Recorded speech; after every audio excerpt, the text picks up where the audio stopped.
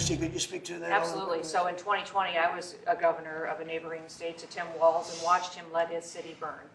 And the president and I have talked about this in the past, and he was not going to let that happen to another city and to another community where a bad governor made a bad decision. So Claudia Sheinbaum came out and encouraged more protests in LA, and I condemn her for that.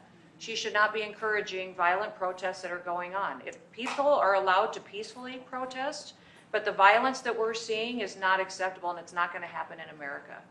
This president is standing up for the average American who wants to walk their child to school every day safely, run their small business, and provide for their families. That's the action that he's taking. He has every authority under the Constitution to send these National Guard under Title 10 into these communities and make sure that operations go smoothly, that law enforcement officers are protected, that they can continue to do their work without fear of being injured or killed or disrespected, and that they can go home to their families at night. So I'm incredibly proud of the president for activating the National Guard and for sending in these Marines, because these Marines are specifically trained to meet the need that we have on the ground in LA right now. And Governor Newsom has done a disservice to the state of California for many years. The people there should never elect him into a leadership position ever again.